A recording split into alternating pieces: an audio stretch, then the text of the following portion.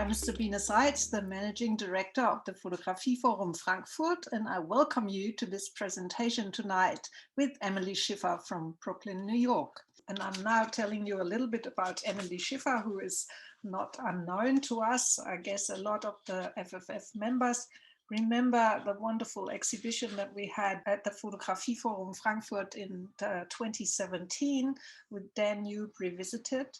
Emily Schiffer was one of the 7 artists, women artists, I think, who put this project together. It is a project that the 7 girls really made possible together through their enthusiasm for Inge Morath, who was the first female photographer at the agency of Magnum, and who, after her death, the prize was given out to young women photographers, and all these 7 women won that prize. And when they had an exhibition together, decided, wow, this is such a wonderful situation to bring us all together. We should do something about the Danube.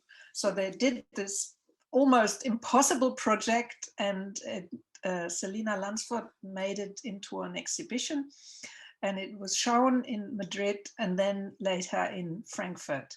It was a great pleasure. At that time, Emily was one of the women photographers of this big project who was able to come. She gave a talk, a lecture, and as well a workshop in Frankfurt. And yeah, so we have fond memories, and we're very sad that she can't be here with us tonight in Frankfurt, but we see her on Zoom. Emily Schiffer is a multidisciplinary artist and the co-founder and creative director of We Women, the largest social impact photo project by women, transgender and non-binary artists in the United States. Through photo-based community engagement projects, We Women resists and interrogates social and political landscapes while promoting empathy and unity.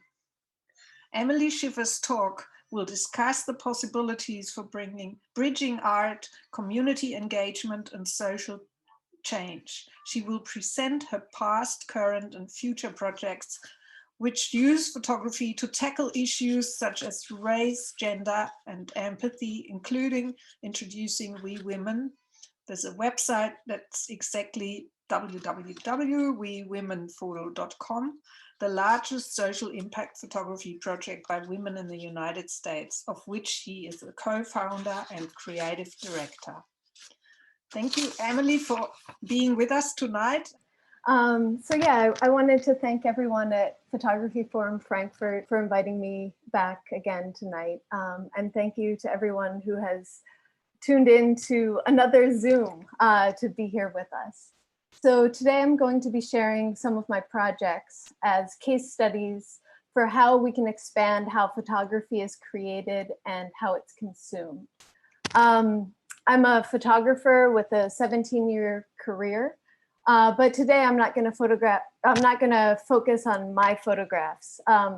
Instead, I'm going to be focusing on collaborative community engagement work, which is a way of working that I am particularly excited about, and it's gaining momentum and recognition in our industry. So before we dive into the actual projects, I think it's important to define what we mean by change. Change is hard to measure, and change is elusive. There's an artist named Ariana Allensworth who says it really well, that change is a continuum. And it happens in so many big and small ways. But if we had to break it down, you could define change as having 4 different elements, beginning with an awareness of an issue, which ideally progresses into empathy, which hopefully inspires people to act. And if that goes well, then maybe those actions create changes to lived conditions. Now, traditionally, photography stops at awareness. And when we're lucky, photography can translate to empathy. But it really doesn't have to stop there. And a whole world opens up when we start thinking about the photography as the beginning of our process instead of the end goal. And a key way of doing that is changing the role of the photographer and examining the way that photographs are created. So I want to take a moment to define some key terms and concepts. These next yellow slides were created by the Photoville education team, and they accompany the We Women exhibition.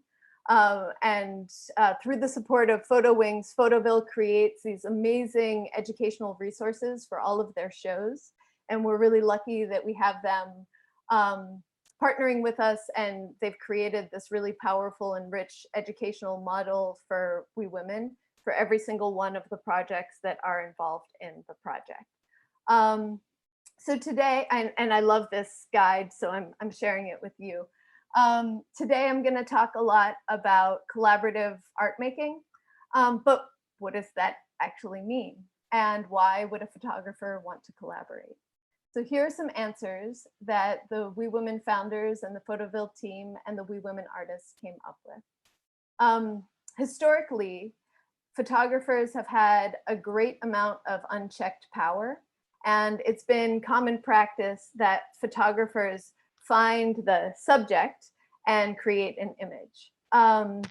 There are a lot of implications in the word subject. You know, subject denounces a very clear hierarchy, and it raises the question of what is the subject subjected to. And by acting alone as the sole visionary and the sole storyteller, photographers are themselves determining the meaning and the value of the people, issues, and places that they photograph. And then those images go on to categorize those people and places and to control narratives and communities.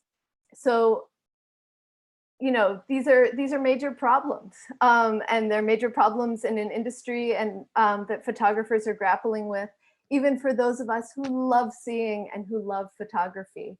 But these issues have inspired us to find other ways of working and find other ways that are more horizontal. So ceding power is one of the most important things. And so this looks like not making all of the decisions about a project or an edit or where the images will live in the world or how they will live in the world. Even people who are of the community that they are depicting and who are depicting their own cultures need accountability. And ceding power enriches photographic work because it means that we get to share the responsibility of having as authentic as possible of a narrative. So listening and critical discourse and reflection on our own biases are even more important for people who identify as outsiders to the community that they photograph in. And sometimes photographers are sharing the authority to speak with people in communities that are represented in their images. And sometimes this takes the form of a collective voice comprised of many photographers, either professional photographers or photographers will lead workshops and then showcase the work of their participants. And sharing multiple perspectives is kind of basic. If photographers trying to represent something accurately, why would we want to show only one perspective? You know, it's a real question that that we should ask ourselves. Is like, why one perspective? Inclusion is very important, making space for communities to be part of every single step along the way, from the conception of an idea to honing the idea to actually producing the artwork, to then distributing the artwork and determining where it's going to be showcased. Listening is one of the key elements, I think, in life, but particularly when you're doing collaborative art making. Always listening, always making space, sitting with silence so that other people will speak up, and really hearing what the issues and assets are in the minds of the people and communities that are depicted in the pictures. And moving at the speed of trust is another thing that's very important. When you're working in this collaborative way, it is slow. It is very slow. And that's because people need to trust each other. And when people's lives and their worlds are being represented, they have a lot at stake. And so it's important not to move faster than people's trust. And making sure that at the very least you have ongoing full consent of all of the people involved for all aspects moving forward. And you know, this can be a challenge. For example, I have several projects in process right now that I'm not sharing yet because, you know, people need to get more comfortable being out in the world, and I need to make sure that I have their consent and that we are full partners before I go and move the project forward. Just because I'm, you know, a creative person itching to dive in doesn't mean that it is right to move forward until everyone is on board with their full consent. And it's a respectful way of working, and it leads to actual tangible change. In order for people to collaborate, they need access to participate. They need to know about it. They need to have different ways of engaging, similar to the way that teachers will try to teach to different learning styles. Different forms of engagement are often necessary. Following the participants instead of leading, thinking of ourselves as facilitators rather than leaders, and really taking a back seat and letting the community drive. Dialogue at every stage of the project is very important, and so is connection. Defining the outcomes together, we talked a little bit about that. You know, sometimes you'll have a vision for a way that the photographs will be installed and just doesn't resonate with the community. And again, you have to, in this type of work, I feel that it's very important to go with what the community wants and needs and voices. So what if we choose to photograph differently? What if we think about who is the person making the image? What's their relationship to what is pictured? And what if authorship and power are shared? What if images were shaped by communities instead of individual people? So these are some questions that are important to think about when working on any kind of social justice or representational project. So how are you involving people in making images? If you feel strongly that you want to make images, and I often feel strongly and love making pictures, how am I doing that? And how am I checking for power imbalances? And what's the relationship between the artist and the community in these projects? And what issues exist in your community and who else is already working on them? You know, it's, let's be real, a photographer is not going to achieve the impact that a grassroots change maker who's dedicated their life to an issue has made over decades. And so this is where collaboration becomes a really key way to maximize the visibility and impact of this kind of work. So now I'm going to describe a project called See Potential, which is an example of how documentary photographs can be activated through these kinds of collaborations. And to create this project, I partnered with lifelong community activist Orrin Williams, who is the founder and director of the Center for Urban Transformation, who lives and works on the south side of Chicago.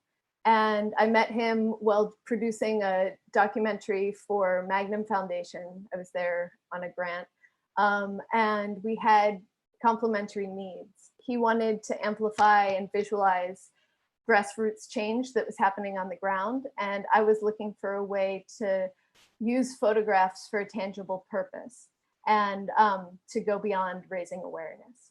Now, I'm a photographer and he's an activist, but we both believe in the power of collective voices. So even though See Potential included some of Oren's personal initiatives and some of my photographs, we also collaborated with grassroots change makers, and we had a roster of 20 different contributing photographers, most of whom lived and worked locally. So this is an example of what See Potential looked like. It was a public art community engagement project that repurposed documentary photographs as advertising for community initiatives.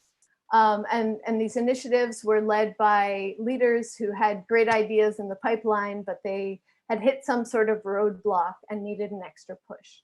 So these installations invited viewers to sign informal petitions of support via text messaging.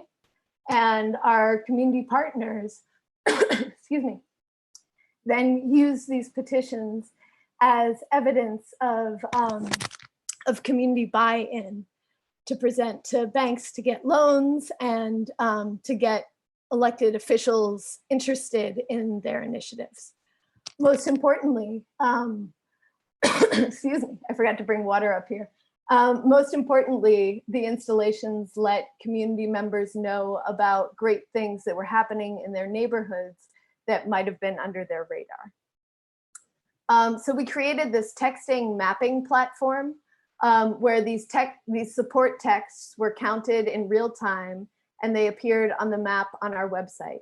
And when someone signed a petition of support, they also received a SMS message in return with information about how to stay involved and to stay updated.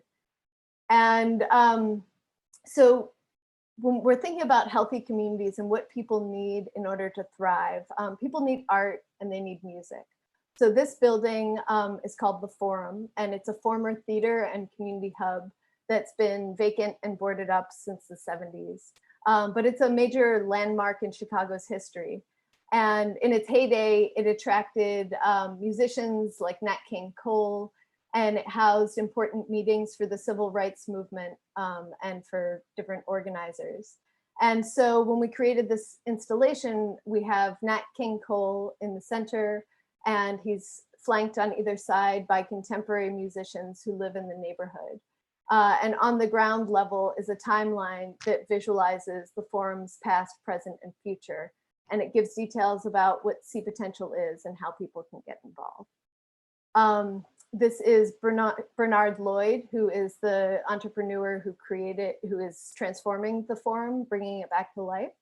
And he's creating retail spaces with venues like healthy restaurants, music-themed retail shops, bookstores, and they are currently in the build-out phase and anticipate over 200 jobs being created through the various independent businesses. Another important aspect of See Potential was that the community partners organized launch parties and other events and programmings at each installation site to generate enthusiasm for the transformation idea and to inspire other people to envision their own ideas for positive change. So here, the musicians who are featured on the building are performing on the sidewalk. And Bernard has frequently transformed the sidewalk into an outdoor music venue or had like artist open studios and sort of opened up the space on the sidewalk for mini versions of what he wants to transform the forum into. Around the corner, we set up a Candy Chang, who's another artist. We set up her style chalkboard so that residents could add their ideas for what they want into the mix.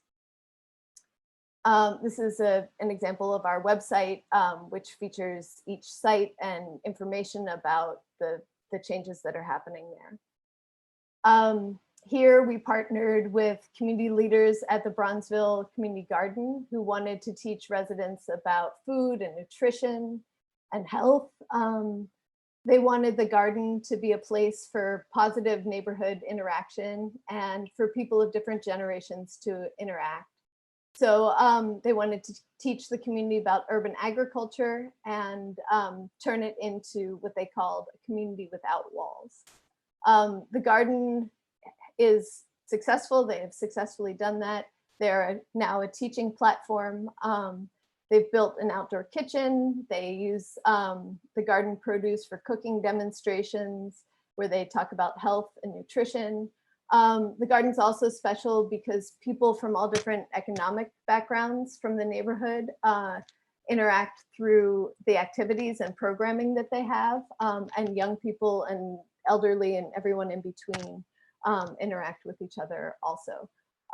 Since See Potential, they now have the support and the eye of local elected officials, and they've increased their programming.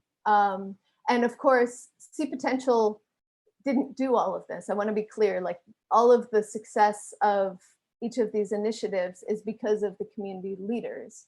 But what See Potential did is it visualized something that people wouldn't have seen otherwise. Without See Potential, they would have seen vacant spaces. And so the idea was literally that, to see the potential in the neighborhood. You know, and communities need more than access to healthy, affordable food in order to thrive. So we felt that it was important to contribute to the infrastructure building. This sign reads, "Do you want a community center here?"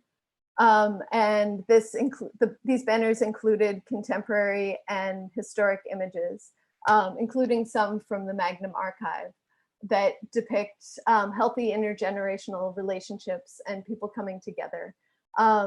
Jean Carter Hill, who was the woman who started this community center, first ran the community center on a volunteer basis and then was able to get small funding in order to continue her programming.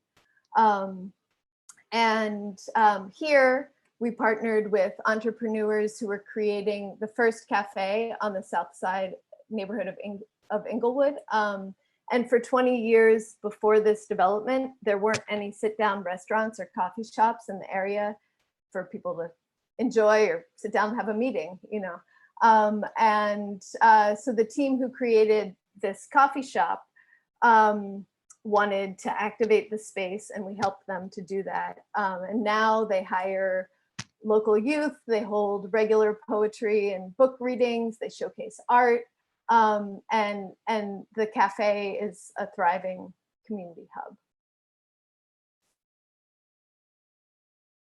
So now I'm gonna talk more about We Women, which is my current project, which is a nationwide, based in the US, project that supports women and gender nonconforming photographers and artists who combine images with grassroots strategies to create empathy and social impact. And they're doing this around critical issues across the United States today.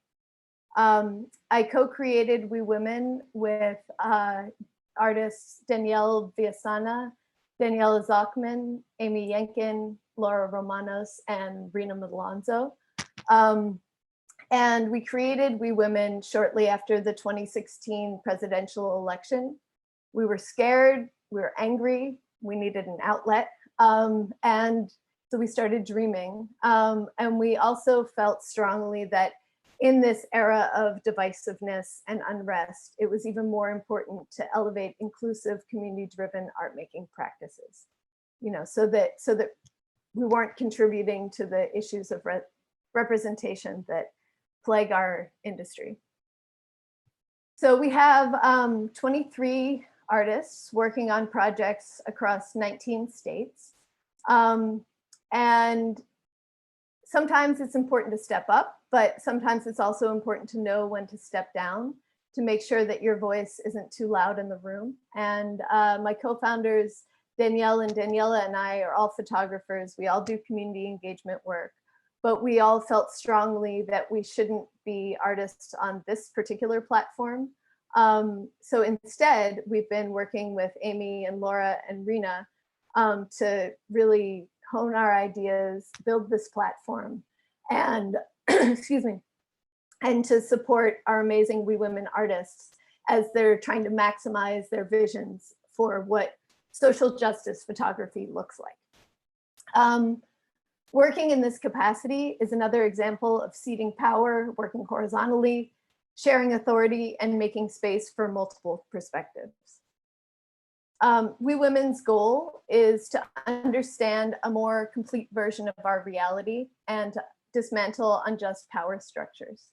We Women is reimagining how photography is executed, how it's used, and who it reaches.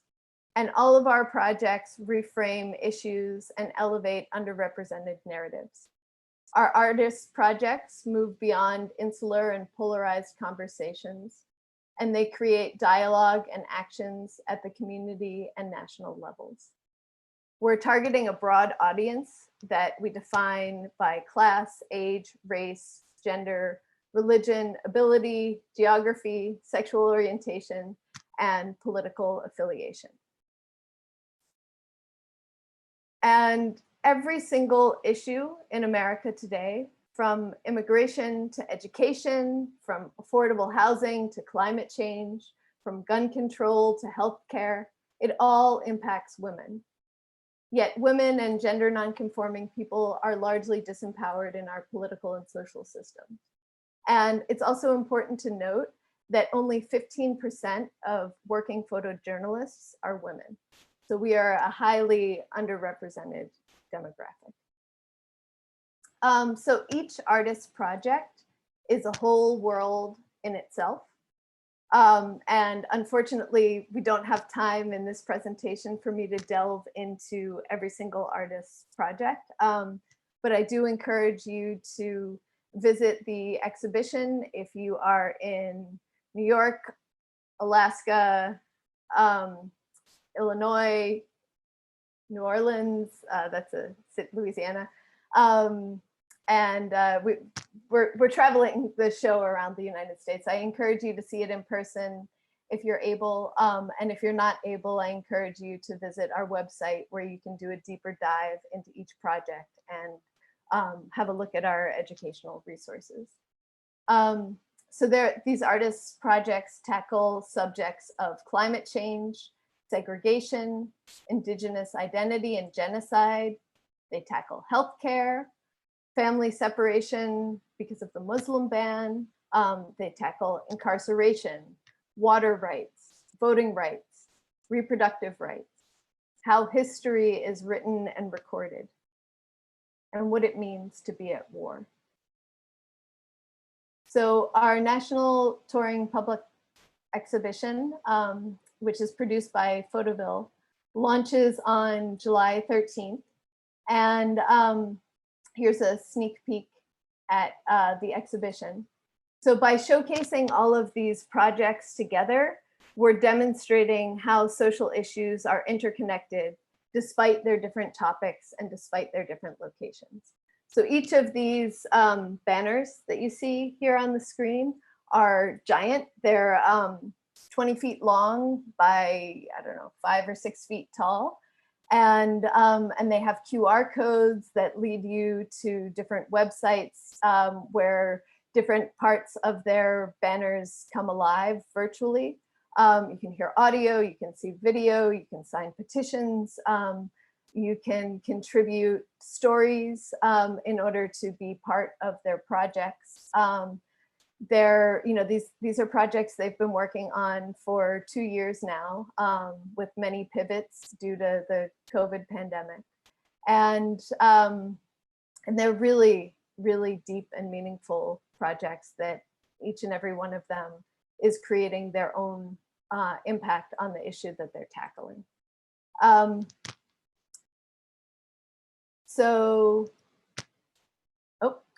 There we go. So before we close, I'm almost out of time for the presentation. I wanted to talk a little bit about Danube Revisited, which is the project that initially brought me to the photography forum. And it's another example of community engagement and changing the way that exhibitions happen and who gets to see art and who art is marketed towards. So for all of us who received the Inga Morath Prize, it was a game changer for us. All of the women who received the prize, it was kind of like night and day being on the map in terms of being recognized for our work. And we wanted to thank Inga Morath for her contribution and to honor her work. And her favorite project was a project she did about life along the Danube River before and after the fall of the Iron Curtain. So I created this project with 3 other artists. There were 8 of us on the trip, but Lourdes Basoli, Claire Martin, and Olivia Arthur and I created this project over the course of 2 years.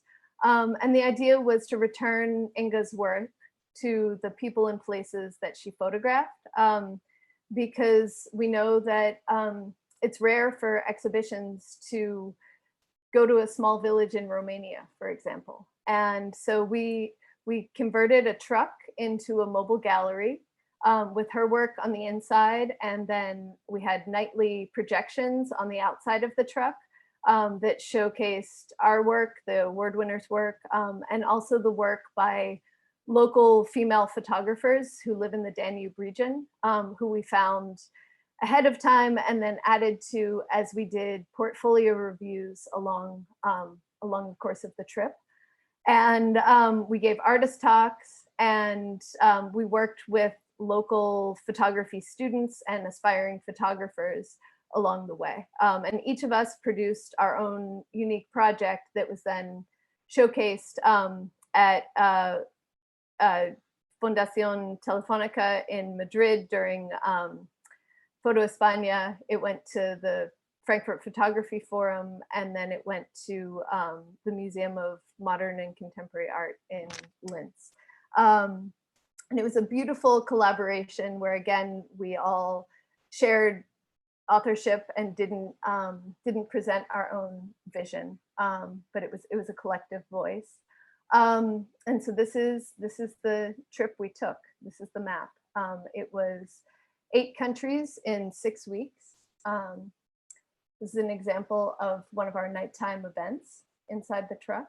And I show this work because I find it really exciting to think about how we can take artwork outside of a gallery and bring it to communities. And there are just so many ways of doing that.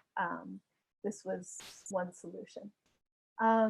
So now I am at time, and we can open up the floor for questions. Thank you. Thank you very, very much, Emily. That is a load of work that you presented, and a wonderful perspective towards working together. It's I always support that very, very strongly, and it's nice that you mentioned the Danube project again, because I guess it all had a huge impact on you, on Lourdes, and the other women. And it was what I found amazing. It was not just you women traveling, there were also a couple of children. I think your partner came on a trip and other partners too. And so it was a huge undergoing to organize this travel through foreign countries with everything, vans and cars and everything. And you continue to do that now with all your other projects. It sounds super interesting, and I wish you good luck. And we women should be worldwide, not just the United States. I guess the issues are the same all over, and it would be a wonderful thing to spread out and continue and find more partners in other countries. Yeah, absolutely. We should talk afterwards. Yeah, we will keep it in our mind. See, all women on screen. Or maybe we can talk about it right now, just a little bit, because one of our viewers asks, are you in exchange with people doing similar projects in other cities or even countries? Yes. and I am always looking to find more. So if you do this kind of photography, please share your work with me. My email is emily@emilyschiffer.com. It's easy to remember. But please share your work with me. I'm all about, lifting each other up, promoting each other, collaborating when possible, featuring each other's work however possible, and I always want to know more. There's just it's kind of like the beauty and the curse of the internet is I know that I have, even with all the research I do, I have a very limited knowledge of things that are happening out there. So help me, send me your stuff. That sounds great, and I think it's desperately needed in the world right now. Rüdiger's question. In your experience, is there a maximum number of participants for the creative process in a collaborative project? I can imagine the more the merrier, but is there a point where it just gets difficult or doesn't support the project in that specifically creative part where decisions are made? I think it depends on the project. I think that there's a difference between a collaborator and a participant. Collaborators are people who are also driving the project, who you really need to choose your collaborators carefully, and make sure that you really enjoy and respect their work and that they're fully on board to be a partner. Oren was a perfect example of that. He's absolutely amazing, and I learned so much from him all the time, and we just deeply respected each other. So he was a collaborator, and that was very, very clear.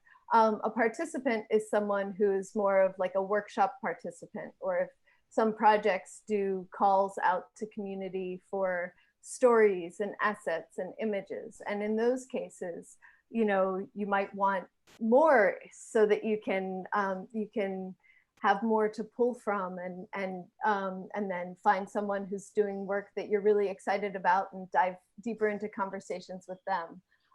But it really depends on the specifics of the project and what the artist is trying to do, and how they're trying to engage them. I think it's important to find people who have a lot at stake in the community and who have a long-standing history of doing positive work, and really to research the people that you're working with, which is another reason that it's important, when possible, to be of, or at least extremely familiar with the community that you're creating work in. Mm-hmm. Someone is asking, the project was initiated 2016 and addressed the current and future social situation in the US. How is the situation and impact of COVID-19 towards the situation of female people in the US? Ooh, yeah, so we have, I don't know the exact statistics, but something similar to, we've sort of moved back to similar where we were, I believe, in the 1950s in terms of gender role distributions, and, in a lot of two-parent families, heterosexual families, it was most often the woman who quit or was fired because they were primarily taking on childcare responsibilities. And so, COVID has definitely impacted gender roles, and impacted women's ability to take on whatever is on our plates. I personally, I've got an amazing, amazing husband who is really a phenomenal partner. But he has a 9-to-5 job, and I'm an artist. And so our gender roles are totally unbalanced right now. Whereas before the pandemic, we had a pretty equal partnership. I mean, and a big part for a lot of women of being a woman is motherhood. And we here at the FFF know you a little. And it seems like a couple of our viewers too. Someone asks, motherhood plays a big role in your own work. Do you see this also coming up in some of your collaborative projects? Yes. I mean, it comes up in We Women for sure. It comes up, you know, amongst our team. We have other mothers on the team, and we're, man, I could tell you stories, but I won't right now. But also, Bethany's work deals with infant mortality rates within the Black community, and she's working in Alabama, but she lives in Los Angeles. And then she started her project, and then COVID happened, and she found out that she was pregnant. And so her project pivoted where she was able to turn the lens on herself and to document her experience being pregnant, thinking about infant mortality rates within the Black community. She has family members who were midwives. And, you know, so she was able to do a personal project about her own experience, and to pair that with the images that she had started making before the pandemic. Pradeep actually asks, could you please talk a bit more about the We Women Stacy Kranitz's work in Tennessee about healthcare? Sure. So she's tackling urgent issues in rural healthcare, and she's created pamphlets that will be distributed at different doctors' offices and medical centers throughout the region about Black lung and dental care. And there's one more, and it's escaping me because I'm on camera and it's you know, it's not me. But yeah, her work is connecting people to resources through the distribution of these pamphlets. Pradeep just sent a chat, which you probably can't read. I'm not sure. He says thank you, and he'll be in touch with Stacy because he also lives in Tennessee. I want to jump back just real quick for one more question. Cassia, I hope I pronounced that right, asked if you could speak about what it's like working with children and maybe some difficulties or some parts in which they make the process better. Sure. I'm not sure if you're asking about my work with my own children or work that I've done in the past. I had about 12-year-long project on the Cheyenne River Reservation where I taught photography to young people, and we created a collaborative body of work. And in that case, that's easier to talk about. I was collaborating. I think that's what she meant, yeah. I was collaborating with the children, and that really brought me to, you know, the essential joy of seeing and of collaborating and sharing, like, just the delight in creating images with young people who are fresh and also delighted. And it was sort of a combination of photography and play, where we would go out to these remote areas in the community and make pictures. And the project was about how children express themselves through play. And so yeah, that sort of, it stripped away, working with children in that way sort of stripped away a lot of the adult concerns that we can get bogged down in, and it allowed just sort of a more raw vision and a more immediacy to emerge. But then that project actually, like, I felt it got problematic for me when I was sharing those images, because the work gained a lot of traction. People wanted to exhibit it. And then it was an issue of the children didn't understand what it means to exhibit in a museum or to sell a photograph, or, you know, like, they'd be happy if they sold a photograph and got money, but it, you know, like, the implications of observer and observe and the long history of exploitation within photography just, like, doesn't make sense to children. And so it felt off to me to be sharing the work in such a public way and in such a traditional way without including the children in the conversations about how they themselves are being represented. And with the teenagers and the young adults, those conversations happened more readily and more easily.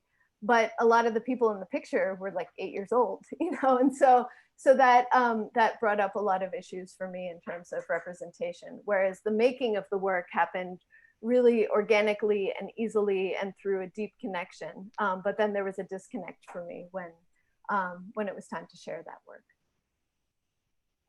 And also the fact that I'm not of that community was problematic for me when I wanted to share the work. So. Yeah, that's super interesting and something I'm a little bit ashamed of, but didn't even thought about first when I saw these pictures, but it's so important, obviously. Yeah. A lot of people are very excited about We Women, as I can see in the questions. Someone asked, are there any plans to spread the project We Women into other countries or continents or even around the world? We would love to. Our funding is quite limited and we have spent it all.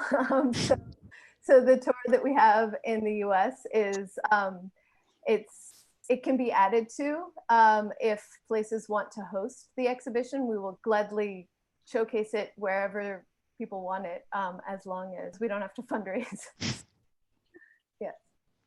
Well, we'll keep thinking about it. Yeah.